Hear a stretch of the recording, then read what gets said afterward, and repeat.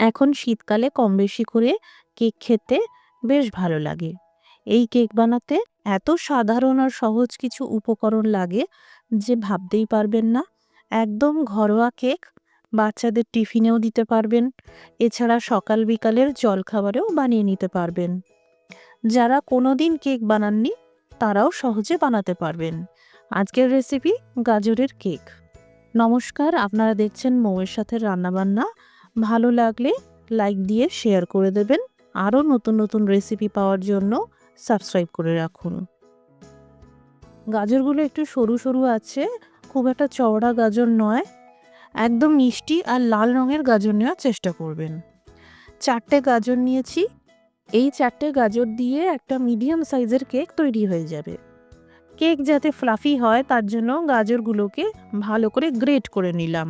এটা শ্রম সাপেক্ষ মনে হলে আপনারা ভেজিটেবল চপার দিয়ে বা খুব মিহি করে কুচিয়ে নিয়ে গাজর পেস্ট করে নিতে পারেন। সব গাজর গ্রেট করে নিলাম। একটি মিক্সিং বোলে নিয়েছি 1 কাপ সুজি। যতটা সুজি তার সমপরিমাণে 1 কাপ দুধ দিয়ে দিলাম।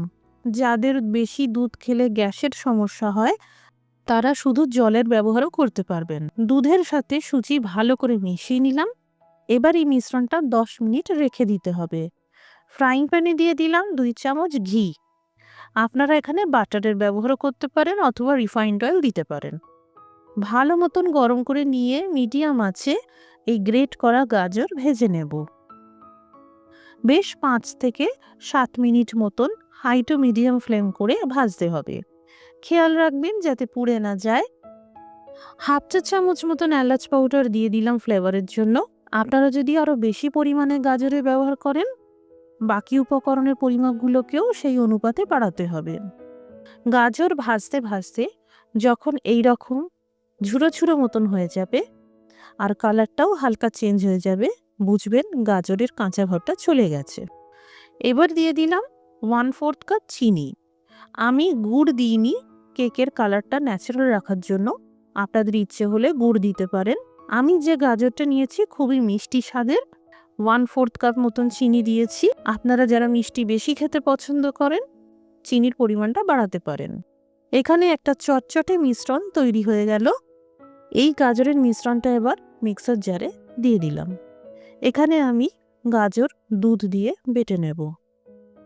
আপনারা শুধু জল দিয়েও পেস্ট করে নিতে পারবেন।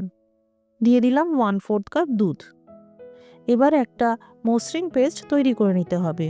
এদিকে সুজির মিশ্রণ ফুলে উঠেছে। এবার এই গাজরের মিশ্রণটা যেটা পেস্ট করলাম সুজির মিশ্রণে দিয়ে দিলাম। ভালো করে মিশিয়ে নিতে হবে। এবার একটা চালুনি নিয়েছি, এইভাবে মিক্সিং বোলের উপর রেখে দিলাম। বাকি উপকরণগুলো দিয়ে দেব। একই কাপের মাপ করে হাফ কাপ ময়দা দিয়ে দিলাম। আপনারা ময়দার পরিবর্তে আটার ব্যবহার করতে পারেন। 1 চিমটি লবণ দিয়ে দিলাম। হাফ চা চামচ বেকিং সোডা দিলাম। 1 চা চামচ বেকিং পাউডার দিলাম। এই শুকনো উপকরণগুলোকে ভালো করে চেলে নিলাম।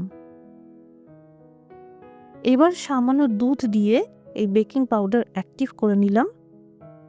একসাথে এবার ভালো করে মিশিয়ে নিলাম।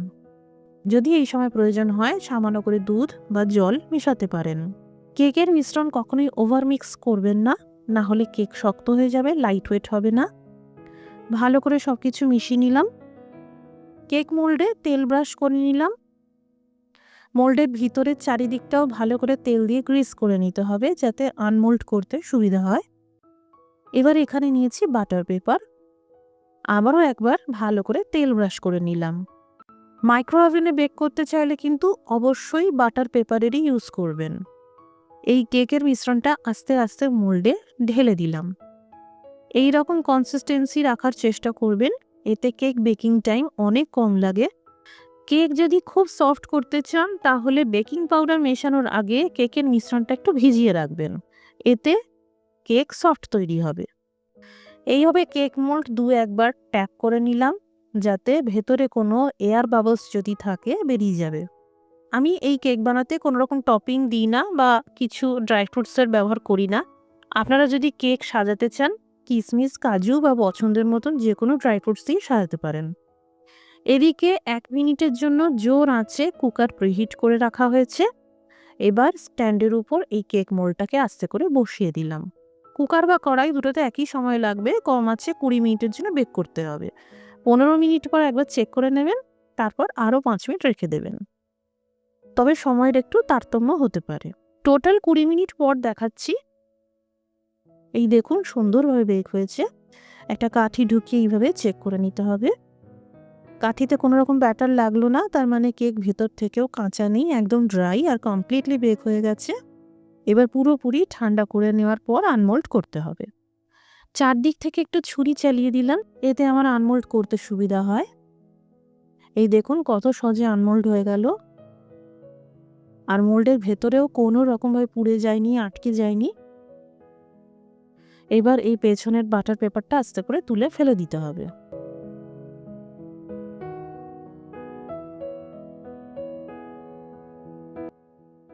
কেক নিচ পর্যন্ত ভালো মতন বেক হয়েছে। গাজরটাকে পেস্ট করে নিয়েছিলাম বলে কেকের কোথাও কাঁচা রয়ে যায়নি। এই দেখুন কতটা স্পঞ্জি হয়েছে, ভিতর থেকেও সুন্দরভাবে বেক হয়েছে, প্রত্যেকটা জালিদার বোঝা যাচ্ছে। এইভাবে খুবই সহজে বাড়িতে আপনারা কেক তৈরি করতে পারবেন। কেন দোকানের দামি কেক কিনবেন, যখন বাজার থেকে 4-5টা গাজর এনে আর বাকি কিছু উপকরণ অল্প করে এনেই এত সুন্দর একটা কেক বানানো যায়। তৈরি হয়ে গেল গাজরের নরম কেক। বাড়িতে বানালে কমেন্ট করে জানাতে পারেন কেমন তৈরি হলো। রেসিপিটি দেখার জন্য অসংখ্য ধন্যবাদ। সবাই ভালো থাকুন, সুস্থ থাকুন।